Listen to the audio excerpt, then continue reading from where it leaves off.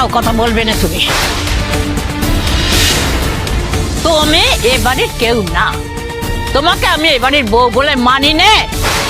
অনি বলে, একদম চুপ, এখানে কোনো সিন ক্রিয়েট করা যাবে না। আমি পুজো দিয়ে সব দোষ কাটিয়ে এসেছি, আর কোনো ভয় নেই রাহুলের। রাহুলের মা তখন বলে, এই সব বাজে কথা বন্ধ করো তুমি, তোমাকে আমরা ভালো করেই চিনি। তিতলি বলে, আমার দিদি যে এ বাড়িতে এসেছে, ও তো একা আসেনি, অমঙ্গলকে ঘাড়ে করে নিয়ে এসেছে। তখন পিসি ঠাম্মি বলে, আচ্ছা আসলে সত্যিটা কি শুনি তাহলে তোমার মুখে। রাহুলের সঙ্গে আমার বিয়ে হওয়ার কথা ছিল পিসি ঠাম্মি। একথা শুনে চমকে ওঠে পিসি ঠাম্মি। আমার দিদি আমাকে আর রাহুলকে ঠকিয়ে এ বাড়িতে বউ হয়ে এসেছে, আর জানেন তো পিসি ঠাম্মি আমাকে ঠকিয়েছে। আর পাপ তো কোনোদিনও চাপা থাকে না, পাপের ফল তো ভোগ করতেই হবে। কনক বলে, আমি চেষ্টা করেও পারলাম না সব কিছুকে আটকাতে। তিতলি তখন বলে, আমি জোর দিয়ে বলতে পারি এই পাপের জন্য রাহুলের আজ এত বড় দুর্ঘটনা হয়েছে। রাজীব বাবু বাড়িতে ঢুকেই বলে, এ কি, ও এখানে কি করছে?